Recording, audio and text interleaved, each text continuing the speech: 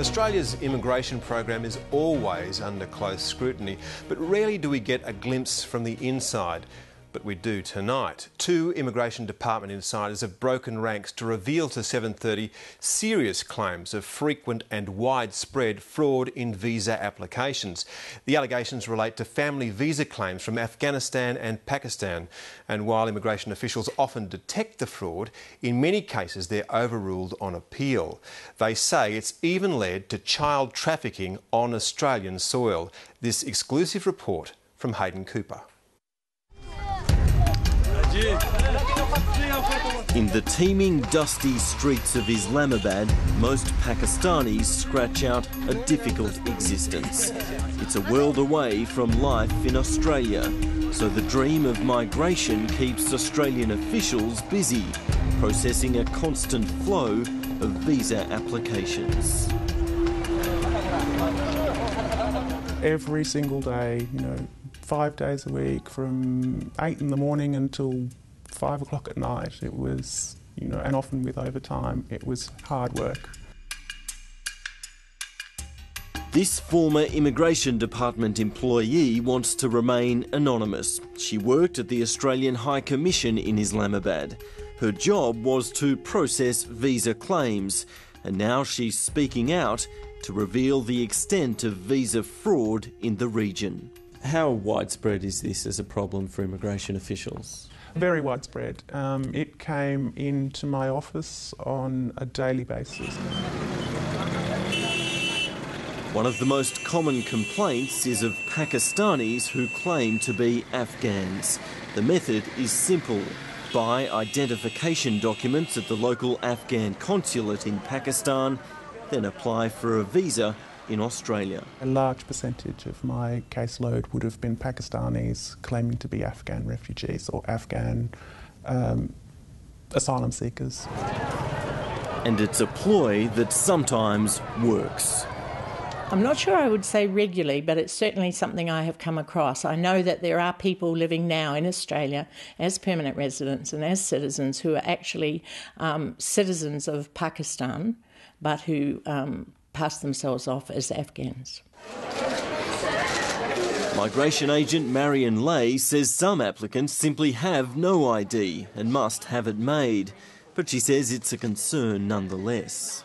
Some people think, well, as long as they're here, they can stay in the community on their false identities, and that is, I think, that's a very big concern for Australia because we have no way of knowing who those people are.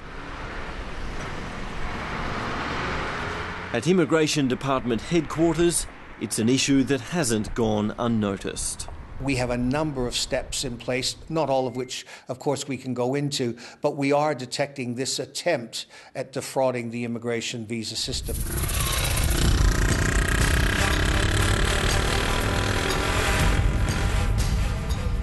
On that, there's a level of agreement.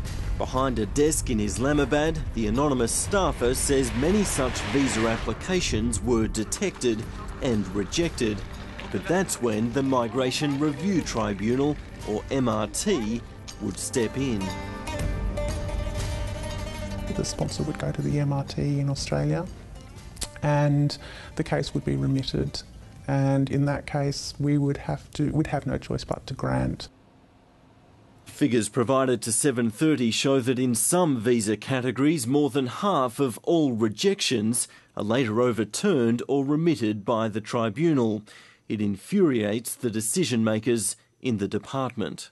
I used to dread seeing the mail from the MRT in Australia because I knew there would be so many remittances back from them, saying that these cases needed to be granted. Well, Hayden, this is one of our hearing rooms. This is our largest hearing room here in Sydney. Dennis O'Brien is the man in charge of the Migration and Refugee Review Tribunals. He has about 100 members, constantly processing a backlog of thousands of visa appeals. The workload has exploded. This year it's set to surpass 10,000 decisions. We're not coping particularly well at the moment. We've got a very large backlog on the Migration Review Tribunal, and we've also had a small backlog on the Refugee Review Tribunal. So with the added strain, some believe the tribunals too easily approve visa applications, thereby avoiding any chance of further legal appeals. That's the view of one former immigration minister. It's an easy decision to take if you know that the government's not going to appeal your decision. And if you grant it to the applicant, what he or she wants, they won't be appealing the decision either. And so for some decision makers, it's the easiest course. The caseload from Afghanistan and Pakistan is small, but it still amounts to hundreds of applications approved in the past 5 years, despite an initial rejection. Dennis O'Brien says it's usually due to new information presented by the applicant. Our decision making is sound, notwithstanding the fact that we've got a large volume to deal with. When they appeal to us, they will often want to put evidence before us that addresses the deficiency in their case when they lost originally before the department. There's an endless source of frustration for a number of us, and particularly as we'd worked so hard. 730 can reveal that the claims of visa fraud go much further. One more Immigration Department employee has blown the whistle anonymously on the extent of the problem. Illegal facilitation of non-family members, children, child brides and unknown strangers via false documents, false statements and false applications. This department insider says some visa holders already here are sponsoring family members who in fact are no relation at all. Afghans in Pakistan are now coached by ever more informed relatives and agents in Australia about how to sidestep DIAC's integrity processes. When particular visa subclasses are being cracked down on, for instance the orphan relative and carer visas, the fraud simply moves to other caseloads. Family reunification visas are now the preferred fraud du jour. Absolutely. I can wholeheartedly agree. I know that's happening, yes. This is a concern that this occurs, but fortunately we do have systems in place to detect and to prevent. But how many go through undetected?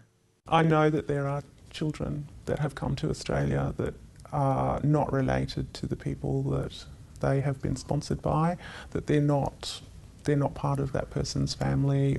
You know, they've just been lost in the system, lost in the world of wherever they are. It's a system that many claim is easy to abuse, one in which false documents and identity changes are not uncommon, and women and children are sometimes exploited. I often come across women and girls who've been beaten in their families and who don't leave for cultural reasons. I've got 4 cases on my books at the moment of very, very serious abuse here in Australia. It's why this former insider remains to this day frustrated and disillusioned. It's a policy problem, and we're so concerned with being politically correct and not being seen as racist that we're compromising our own integrity. Hayden Cooper with that report, produced by Nikki Tugwell.